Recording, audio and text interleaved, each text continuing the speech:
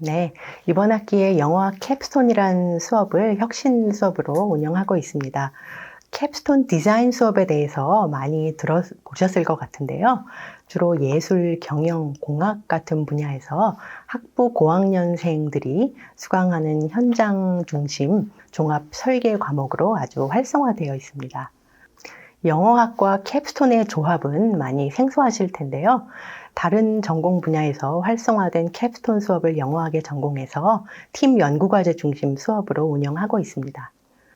이 수업은 학석사 공통 과목이기 때문에 연구 역량 강화가 중요한 목표입니다.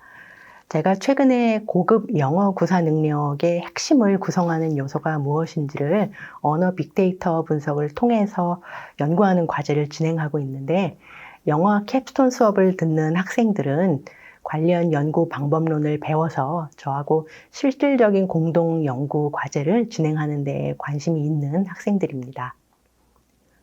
이 수업은 문제 중심 수업과 협동학습 중심 수업의 특징을 결합한 학습자 중심 수업입니다. 그렇기 때문에 수업 전반부에서는 교수자가 주도적인 역할을 하지만 후반부로 갈수록 학생들 간의 협동학습 비중이 높아지고 협업을 통해서 문제에 대한 해법을 탐색하고 도출하는 활동이 중요해집니다. 코로나 상황을 고려해서 한 학기 동안 실시간 온라인 수업으로 진행했고, 3주씩을 한 단계로 묶어서 총 15주 수업을 5단계의 수업으로 구성을 했습니다. 수업 첫 3주는 문제 이해 단계라고 할 수 있습니다. 영어 문체의 중요한 특징이라고 할 수 있는 명료함, 정교함, 그리고 우아함을 갖춘 문체의 특성을 익히는 활동을 주로 했습니다. 그 다음 3주는 수업의 2단계인데요. 연구 방법론을 익히는 단계입니다. 대규모 전산화된 언어 데이터를 말뭉치라고 부르는데, AI 기술의 하나인 기계학습 기법을 문장 구조 분석에 활용하면 몇 분 안에 수천 개의 문장의 구조를 자동으로 분석할 수 있습니다.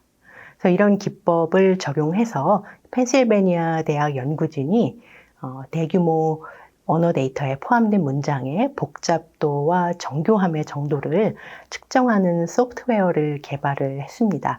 그래서 이 소프트웨어를 돌리면 영어 에세이 데이터의 문장의 복잡도 그리고 정교함을 측정하는 13개의 측정 지표에 대한 점수가 출력이 돼서 나옵니다. 그 다음 3주는 수업의 3단계인데요. 분석 대상이 영어 원어민의 언어 사용 데이터에서 영어 학습자들의 언어 사용 데이터로 바뀌고요. 본격적으로 팀 연구 활동이 시작이 됩니다. 전 단계의 수업에서 영어 원어민 에세이를 분석하는 데 사용했던 똑같은 소프트웨어를 사용해서 영어 학습자의 빅데이터 안에 포함된 문장의 복잡성과 정교함의 정도를 측정을 하고 원어민의 데이터와 영어 학습자의 데이터가 어떤 면에서 차이가 나는지를 분석하는 팀 연구 과제를 수행을 합니다. 또 수업 외의 협동 학습 활동도 주로 웹엑스를 통해서 이루어졌습니다. 그 다음 3주는 수업 4단계에 해당하고요. 학생들이 이번에는 교수자가 돼서 코티칭 활동을 하게 됩니다.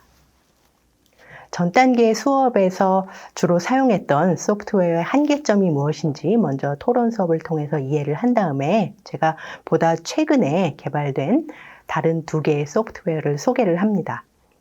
그래서 저는 이 소프트웨어가 어디에 있는지만 학생들한테 가르쳐주고 학생들이 팀을 이루어서 사용법을 익혀와서 수업에서 가르쳐주는 코티칭 활동을 합니다.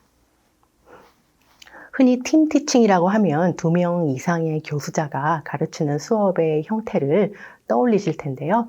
영어 캡스톤 수업에서는 학생들이 학습자 역할만 한 것이 아니라 공동 교수자로 역할을 하면서 새롭게 개발된 소프트웨어의 사용법과 함께 이거를 활용해서 어떤 문제를 새로 탐색하고 해결해 나갈 수 있는지 팀 연구 과제로 발표하는 활동을 진행을 했습니다.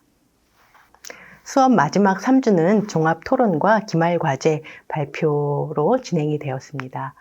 종합 토론은 AI 기기의 한계점이 무엇인지, 또 인간 연구자의 영역이 여전히 클 수밖에 없는 부분은 어떤 것인지, AI 기기와 인간 연구자가 어떻게 연구에서 바람직하게 상호 보완을 할 수 있을지 하는 문제들을 중심으로 진행이 되었습니다.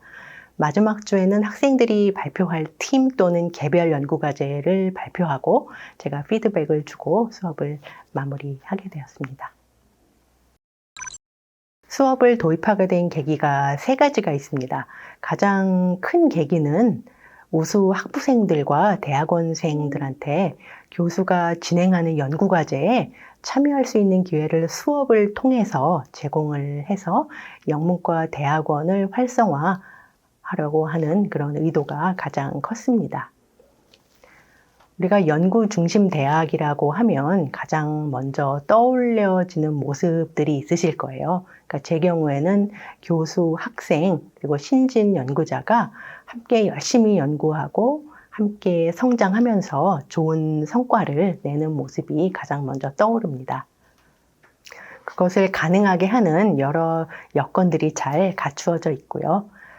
그런데 적어도 제가 경험한 우리나라 인문학 대학원의 현실은 이런 모습들과는 상당한 거리가 있습니다. 여기에는 여러 복잡한 이유들이 있죠. 이런 상황에서 대학원에서 나오는 연구의 질적 수준도 그렇게 높지 않고, 또 학생들이 연구를 통한 학문적인 성취도도 높지 않은 것이 사실입니다. 그래서 저는 학부생들도 참여할 수 있는 교육, 연구, 일체형 수업이 더 활성화될 필요가 있다고 생각해서 우수 학부생과 대학원생이 함께하는 학석사 연계과정 연구중심 수업을 도입하게 됐습니다.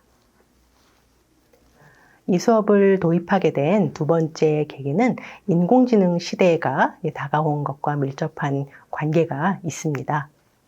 인공지능 시대에는 AI 영어 교사, 그리고 AI 기반 통번역 기기 같은 도구들이 상용화되면서 영어 관련 직종들이 크게 위축될 가능성이 높습니다.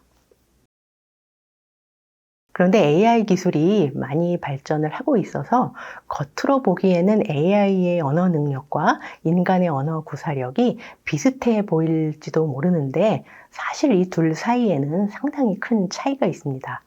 그래서 저는 AI 기술이 앞으로 발달하더라도 인간의 능력과 똑같은 능력을 AI가 가질 수 있을 거라고 생각하지는 않습니다. 그래서 앞으로 중요한 이슈는 AI가 인간과 똑같이 말하고 생각할 수 있을 것인가 라는 문제라기보다는 인간과 AI가 어떻게 장점을 또 단점을 상호 보완해서 바람직한 공존 관계를 형성할 수 있을까 하는 문제라고 생각을 합니다. AI의 언어와 인간의 언어에 대해서 생각을 하다 보니까 자연스럽게 AI 기술로 해결이 되지 않는 수준 높은 언어 구사 능력, 그리고 고차원적인 언어 지식을 구성하는 것이 과연 무엇일까? 그리고 그런 것들을 AI 기술을 사용해서 연구를 어떻게 할 수 있을까 관심이 있게 됐는데, 그래서 학생들과 함께 이런 주제들을 연구해 보고 싶어서 영화 캡스톤 수업을 신설을 하게 됐습니다. 영화 캡스톤 수업을 도입하게 된 3번째 계기는 코로나의 장기화 때문입니다. 2020년에 저도 많이 준비가 안 된 상태에서 온라인 수업을 진행하면서 온라인 수업에서 자기 주도적인 학습, 그리고 협동학습이 가장 취약한 부분이라고 느꼈습니다. 그래서 올해에는 온라인 수업을 하더라도 이런 취약한 부분을 보완할 수 있는 수업을 해야겠다고 생각을 해서 학생 주도, 학생 중심 연구과제 중심 수업을 진행하게 되었습니다. 네. 우선 이 수업을 통해서 영어학 지식뿐 아니라 다른 여러 분야로 전환 가능한 역량을 함께 기를 수 있었다는 점을 꼽을 수 있을 것 같습니다. 요즘 학생들의 취업문이 많이 좁아진 상황이잖아요. 그리고 거기다가 많은 전문 직종에서 여러 종류의 데이터를 분석을 하고 또 AI 기술을 활용해서 문제를 직접 해결하는 방향으로 업무가 급속도로 변화하고 있습니다. 영어학 캡스톤 수업에서는 양질의 대규모 언어 데이터를 분석하는 방법을 다루고 또 이런 데이터 분석 결과에서 어떤 유의미한 해석과 의미를 추론해낼 수 있을지 많은 훈련을 합니다. 그리고 거기서 끝나지 않고 AI의 오류를 수정하는 작업도 합니다. 그래서 학생들은 영어학 지식뿐 아니라 이런 현실 직업 세계에서 요구되는 역량을 함께 기를 수 있었기 때문에 학습 동기를 높이고 또 활발한 수업 참여로 이어질 수 있었다고 생각을 합니다. 두 번째 캡스톤 수업의 장점으로 제가 확인한 거는 교수자가 학생들한테서 배우는 점이 아주 많았다는 점입니다. 그래서 아까 말씀드렸듯이 수업 4단계에서 학생들이 교수자 역할을 하는 그런 코-티칭 활동을 도입을 했었는데 그 활동을 도입한 이유는 사실 제가 새로운 언어 분석 소프트웨어를 배우고 싶었기 때문입니다. 근데 제가 능력도 부족하고 시간도 빠듯해서 저 혼자를 배우는 것보다는 수업에서 디지털 네이티브 세대들한테 배우는 것이 더 빠르고 재밌을 것 같아서 그런 활동을 도입을 했는데 이런 코티칭 활동을 통해서 저뿐만 아니라 학생들에게도 큰 도움이 되었던 것 같습니다. 융합형 인재 양성도 필요하고 코로나 시대에 학생들이 겪는 여러 가지 교육적인 결손을 보완해 줄 수 있는 수업 운영도 굉장히 중요한 것 같습니다. 저는 한 학기 동안 영어 캡스톤 수업을 운영을 하면서 이 모든 것에 기반이 되는 것이 양질의 상호작용과 교류가 아닐까 하는 생각을 했습니다. 제 수업은 학석사 공통 연구과제 중심 수업이었기 때문에 혁신 수업의 방식이 아주 잘 맞았었는데 제가 생각하기에는 플립 러닝, 혁신 수업, 글로벌 수업 이런 수업의 형식적인 유형보다는 이렇게 어려운 시기에 학업을 진행하고 사회 진출을 준비하는 학생들한테 정말로 필요한 것들이 세심하게 고려되고 설계된 수업 운영이 가장 중요하지 않을까 생각합니다.